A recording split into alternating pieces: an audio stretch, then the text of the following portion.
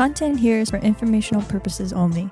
The views and opinions expressed in this podcast are those of the host and guests. Hello and welcome back to Autumn Land Defenders. My name is Leia. And my name is Sonia. Today, before we get started, we just kind of wanted to give a bit of an update on what we've been up to. So Leia, how have you been? I've been busy. I don't see you every weekend. Yeah.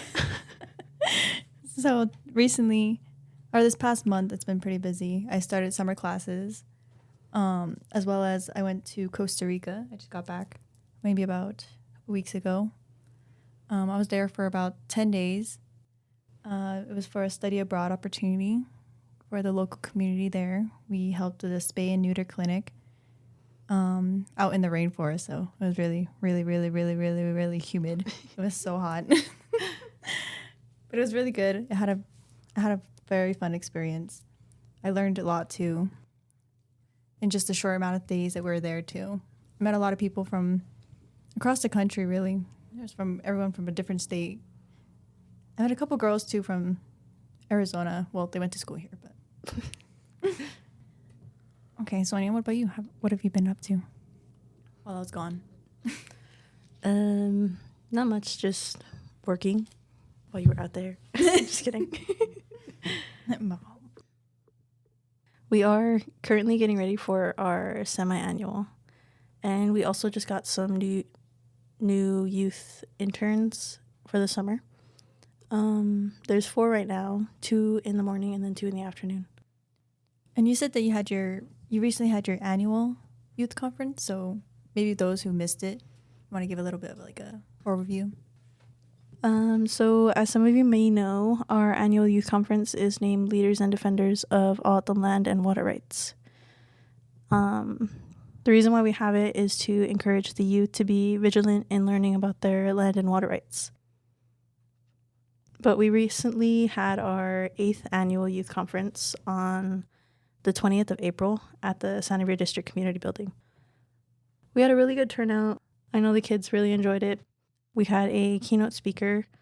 His name is Rashawn Ramon. He is a Saguaro National Park Ranger, and he's from the Adichukshun community within the Babakivri district. He shared how he was inspired from a young age to care for and protect our lands. We also had presentations from ASARCO, U of A School of Mining and Mineral Resources, Mission Gardens, Native Seeds, and Santa Fe District's Natural Resources Department. They were all pretty interesting. I got to go with one of the groups. I think my favorite was probably the Natural Resources. I didn't get to see the U of A, but theirs did look interesting because they had like a bunch of chemicals and stuff, and they were like doing a whole experiment over there. But I know I saw when I walked in, I saw them kind of in the corner, and they had the goggles. Yeah, they had the goggles, the coats, they got everything. I was like, I could bring my stuff. I have my lab stuff. I'll go join them. Yeah, it looked really interesting. I didn't get to watch the whole presentation though. The other one was probably the Natural Resources Department, because they had the kids go out and like pick, I think it was like 10 different plants that were just like in the parking lot, because they have like a lot of flowers out there too. Flowers, trees, bushes. My siblings actually went too. My little brother, he found like a whole bunch, and there was this like white spiky, it almost looked like a dandelion, but not really. Interesting. So how it's usually like a little puff. Yeah. Instead it was like spiky. Dangerous. It wasn't like pointy, like sharp, but it just looked spiky. It was interesting. We're looking forward to next year's conference. I'm not sure who we're going to have presenting at that one yet, but we will keep you guys updated through our socials and the Alati's socials. Oh, Leia, what kind of animals did you work with? So mainly cats and dogs. It was a lot of the local community, so they brought their animals, or maybe from a shelter. We had a lot of dogs and cats from a shelter.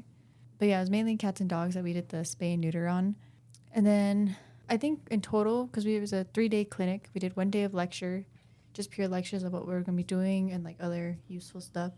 And then the 3 days of back-to-back clinics from 8 a.m. to sometimes we went to like 4 or 5, depending on how long the animals take to wake up or whatever. So yeah, it was mainly that. And then one of the days, the last days before we came back, or we left the center, we worked on, or we didn't work on, but we had an opportunity to go to a large animal farm that was nearby. So we got to work with some cows, and those ones are a little bit different. It was mainly just for like teaching purposes for us and like an experience. So we got to kind of, because they were getting their cows ready for the mating season to breed and everything. Mm-hmm. So we kind of just observed them and what they did to get prepared for that. We had an opportunity to see if a cow was pregnant since they're getting ready for that breeding season. So they gave us an opportunity to kind of see how that's done, and it's through palpating. And it's pretty much you put your hand inside a cow. Warning, trigger warning. But yeah, so that was definitely an experience. I'm pretty sure you've seen it in like, I don't know, I've seen it on the TV, like other people doing it. So it was definitely an experience to have to do it myself. It was very interesting. It was very funny too. And what else? We also had some calves come in. Well, they had some calves, and they had just dehorned them. So they wanted to make sure it didn't get infected or anything. So they kind of taught us how to treat it and everything. And that was pretty much all the animals we worked with. But I saw a bunch of other animals. I saw some monkeys. Kind of scary. Oh, yeah. The howler monkeys. The ones that like scream in the middle of the night. Yeah, it was pretty scary. I saw your video that you posted. Very scary. I'm trying to convince her to post her pictures on the podcast page. So if y'all want to see the cow picture, let's just say my face is a bit. I look more scared than I was. Yeah. Actually, that's a lie. I was scared. It's mixed of scared and surprised. Yeah. I would think about it. Yeah.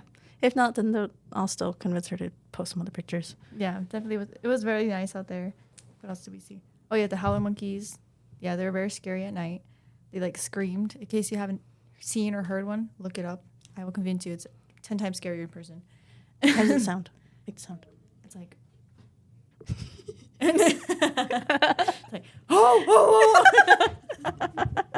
But it's more like loud and, like carried out. It's scary. It's like pitch black in the middle of the rainforest, and then all you hear is that. I'm like ready to fight something, because we stayed in like a little like tree house is how I could describe it, where there's no windows, no AC, no hot water, nothing. Mm-hmm. But so it's just like a screen mesh window, like the screen doors, Oh, it's yeah. kind of like that. So obviously you can hear everything, which is nice because you could hear like maybe like the bugs or something, but you also hear the rain when it rained. It was really nice. But like I said, those monkeys, just in the middle of the night, scary, because the dogs start barking. The local dogs there start barking. So then it like triggers them. So yeah. What else did I see?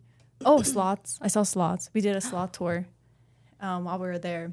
They're a lot smaller than I thought they would be. I don't know why, like Zootopia. Zootopia. But yeah, But then that was compared to a bunny. Oh yeah.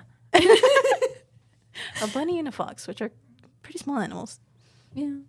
I mean, even then, I feel like it's like not that much bigger than a bunny. Well, maybe the bunny's here, but because it's different. Yeah, and then we also had an opportunity, like the owner there, we met her. She owns the land there, and she was like kind of telling us like the history and stuff. But she was trying to convince every single one of us. There's about 14 of us that were on that trip, and she was trying to convince us all to take an animal home, like to adopt them, because she could arrange it to where we could. And a couple of girls did. They brought home some dogs or a cat, and I was trying to convince my mom. Ooh. How many cats do you have? I have 3. And then I have a dog. But then I realized, I'm like, no, we don't need it anymore. I was just going to say. Yeah. But yeah, it was a really fun experience. It was the Moderna Controversy program. I think that's what it's called. I'll have to look it up. But yeah, it was really fun. Got to have an opportunity to help the local community as well as learn. And it kind of just confirmed everything. I was like, yep, this is exactly what I want to do. This is what I want to do. And I'm going to continue to hopefully get more opportunities like this. So that was a bit of an update on what we've been up to. Well, mostly Leia, but Still good to hear. It's been an exciting month, let's say. So we'll go ahead and get into our topic of today. First, we'd like to mention and give thanks to Giselle Ramon Soberin. I apologize if I'm pronouncing that wrong, but Giselle Ramon Soberin's dissertation, The History of Land and Water in Saint-Nazaire. She wrote this with the hopes of creating something for the community to use as a written piece of history, since most of ours is usually passed down by word of mouth. She wanted it to be a living document for the Alatis Association and the Saint-Nazaire Co-op Farm to use and share with Alati members and the community members.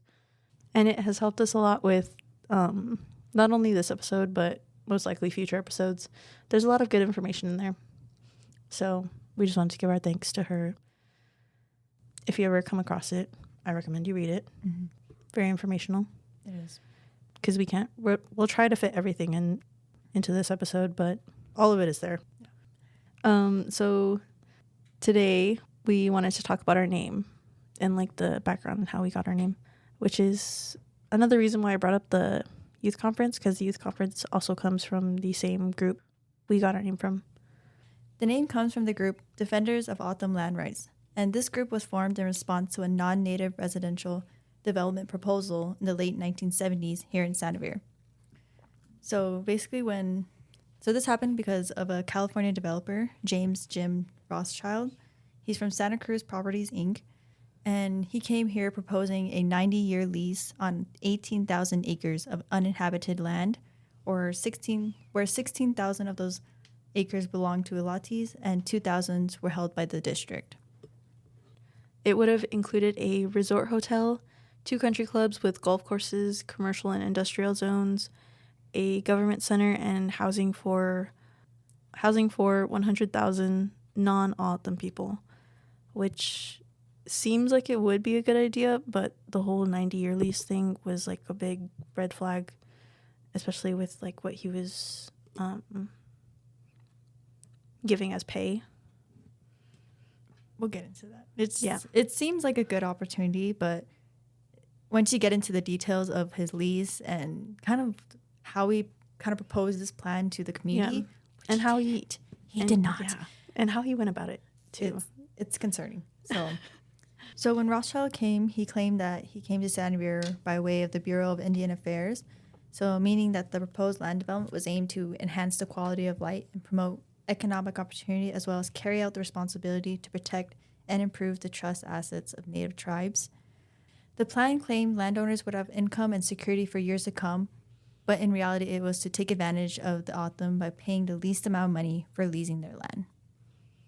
Yeah, when they proposed it, it was like this, it was like all sparkles. Mm-hmm.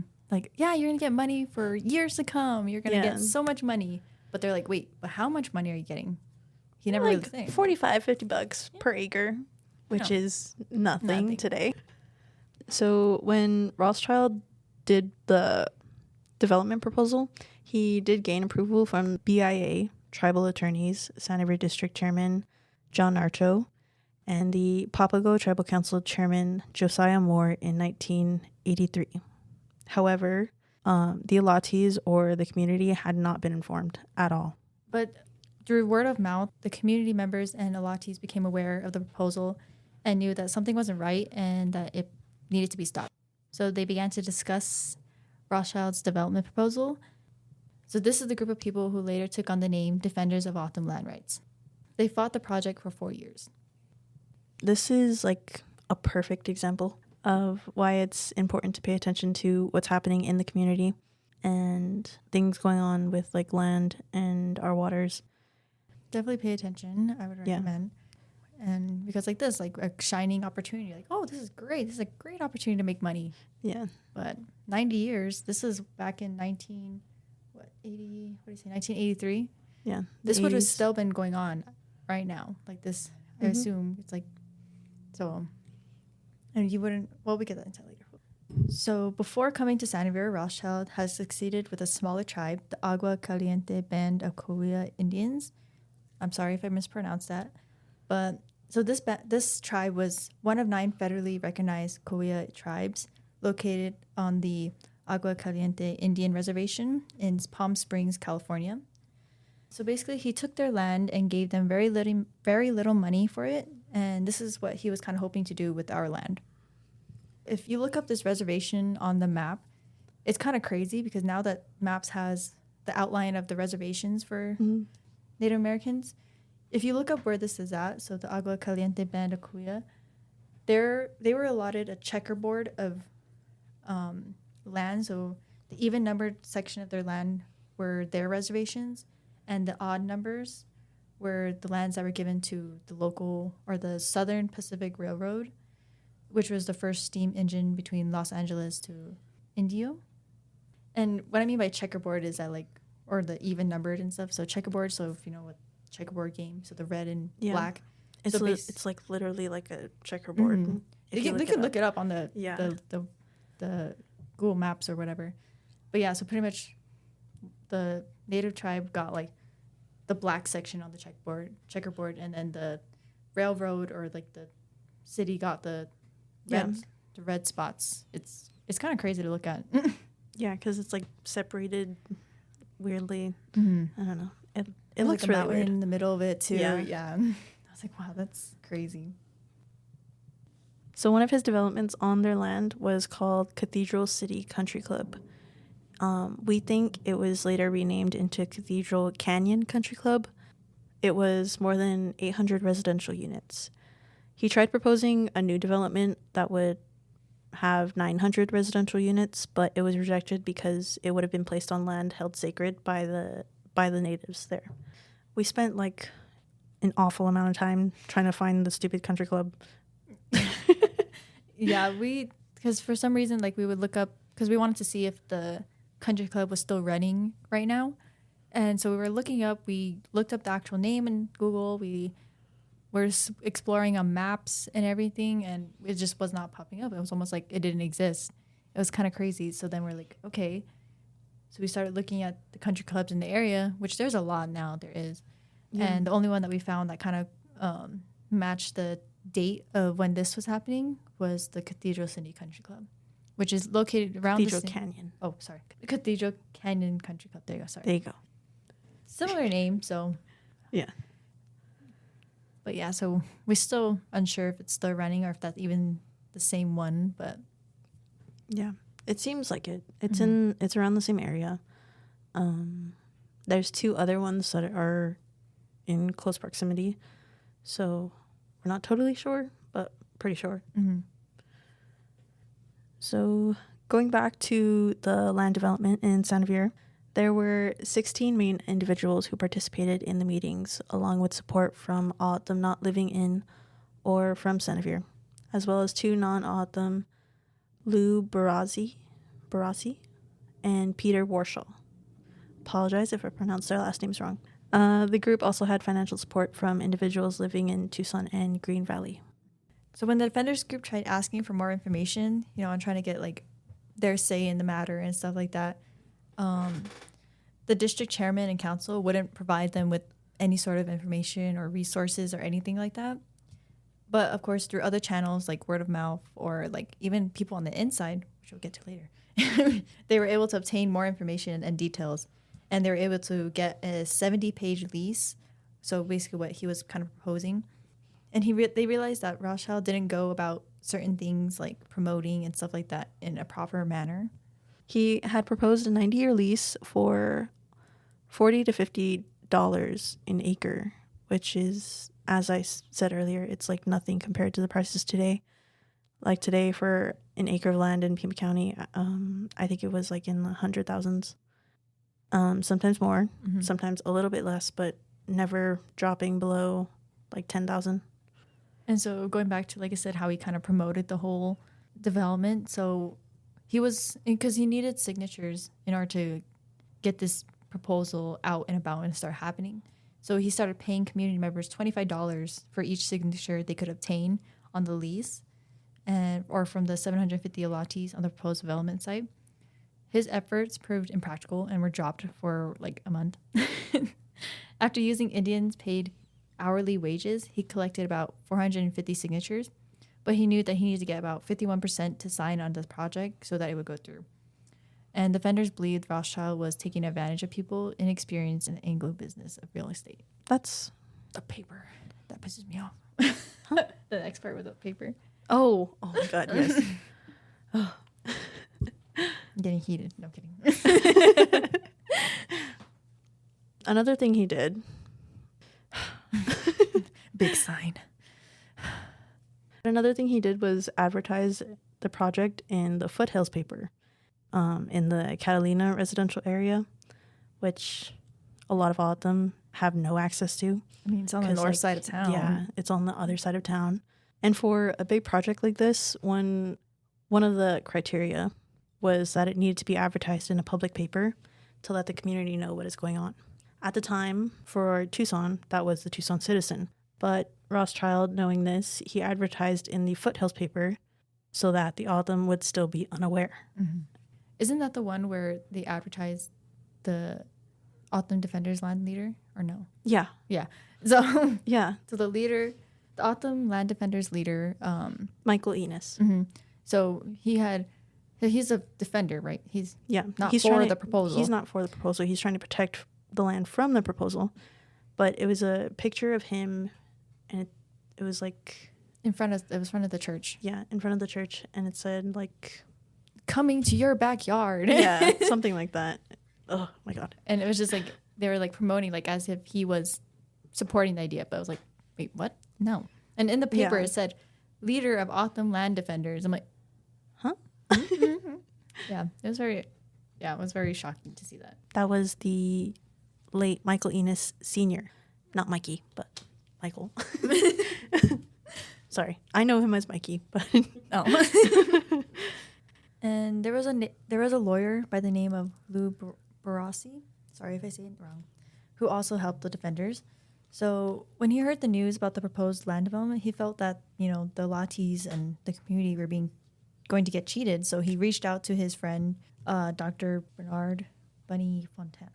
Yeah, Bernard or Bunny Fontana, who was a Southwest anthropologist whose life work was on the Autumn. And he told Barassi about the defenders and the meetings, and he asked how he could help. So there was a bunch of meetings. Some were held in San Javier, others in cells. At one hearing, they had tribal members from the Palm Springs tribe that we mentioned before, had them come voice their experiences and thoughts on the Santa Cruz properties. But this meeting was organized by Rothschild, so we don't know how true their experiences were. Barassi actually met Michael Enos Sr. at one of the meetings. It was one of the more tense meetings where there was a lot of people there. The council was like they were trying to answer a bunch of questions, but there was also problems going on with the mics, and they didn't want to fix them. It was just a lot going on, and it ended up with Michael actually leaving or on his way out, and that's when he met Barassi, and Barassi actually did help them a lot, and he was the one who told the group that they needed to come up with a group name, which is how the Defenders of Autumn Land Rights was born. The group had elected Michael Enos Sr. to serve as the group's president, and I think he served like the entire time because they just kept re-electing him. Yeah. And Barassi was also the one, as well as the name, coming up with the group name, but he also advised the defenders to get some people to run for tribal leadership positions, so like chairman, vice chairman, or even council. Even getting into the council, to better voice their opinions on the subject, since obviously before they weren't getting much, one, information, and two, they weren't being heard as well as they could be. So that's what Barassi encouraged them to, take that step and run. So the group began finding members and even others in the community who would help by running for council. So in 1985, defenders Michael Enos Sr., Tony Felix, Joanne Preston, and Ramon Pearson all ran for Santa Maria District Council and won seats. Also, according to the Tucson Weekly article from May 29th to June 4th, 1985, it was noted that there was 27 candidates to run for 5 vacant Santa Maria District Council seats, which is very rare. Mm-hmm. Having 27 candidates run for council is a rare occurrence, and normally they would have one or two candidates for each position. So sometimes they had to even go around and persuade people to run. But this time they had more than enough. Yeah.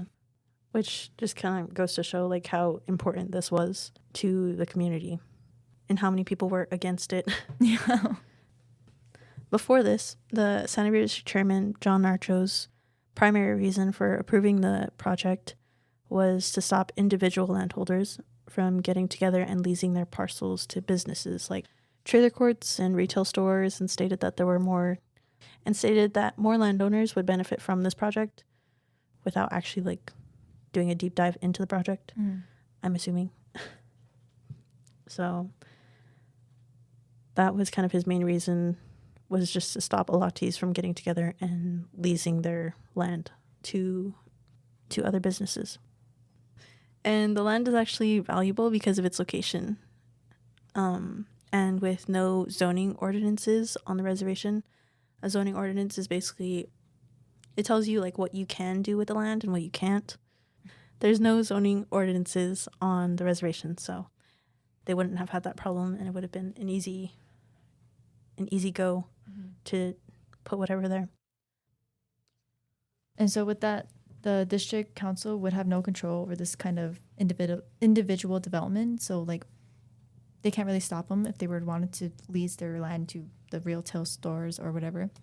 So they couldn't really stop it from happening. So in a way, so that this project kind of gave them like that control of the land, I guess. I really don't know. I don't know how to really say that, but yeah. I'm pretty sure he genuinely thought he was helping, but I don't think he actually like looked into the proposal past the benefits that it said it was going to provide. So another thing while this was going on, so the Tohono Nation was going through a political shift. And so before 1986, the tribe went by the name Papago, and it was first federally recognized in 1937. So the Self-Determination Act of 1975 allowed Native tribes to make their own self-government. So this allowed for the formation of 11 districts that we know today, and a 22-member tribal council that oversaw the tribe. So each district had a district chairman, secretary, treasurer, and 11-member council of its own. So in each of the different districts. In 1986, the Papago tribe changed their name back to Tohono, which is what they originally wanted to be called, and adopted a 3-branch government structure. Later in 1987, before the upcoming election for that year, the group knew that the current chairman, the current Santa Fe district chairman and vice chairperson at the time were for the proposed development, and therefore they needed someone to run for those positions. Otherwise, it would have made stopping the proposal a lot harder.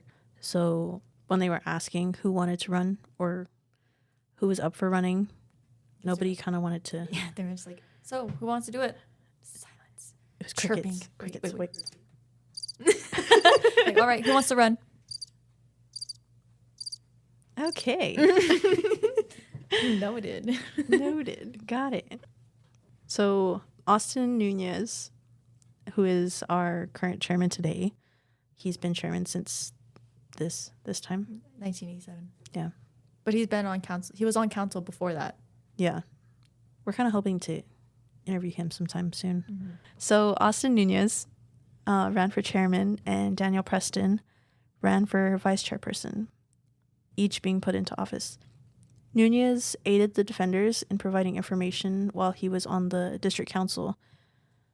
And that's when I was like, in the beginning of the development, which is what Leia kind of mentioned before. He was like slipping them like the information. He's like, oh wait, I don't really like this. And he was saying, I think somewhere in the book, he was saying that, there's a lot of elders on the community council. Yeah. So they were like, he didn't really want to speak out against them because, So he's like, I'm just going to take this. He's like, I'm going to take this and I'll put it over here. Put it over here. And if somebody grabs it, they grab it. It's not my fault. Yeah. So he was like, so that's how he aided even before being chairman. That's what he did. And he continued to support the defenders, when he even became chairman. But he did help a lot because he knew it wasn't right. So I think it said he was the main support for them getting all the information about the proposal because he was on council. So unfortunately, we are a little bit over time. Yeah, we gotta. So we're gonna have to do a part 2 to this for sure. Next part, we'll finish this up, and I think we'll do some interviews for our current youth Current workers. interns. Yeah. Get to know them a little bit. Yeah. That's how we'll end it. Yeah, we'll be doing a part 2 to this to finish up this section, and then it will lead us into our next topic, which I'm pretty sure is going to be the SWARSA. Yeah, like Which it kind of is goes the- ties into this as well too. Yeah, which is the water rights. Mhm. Yeah, so we'll get to that next time. All right. Well, We'll see ya in the next episode. bye bye. Wait.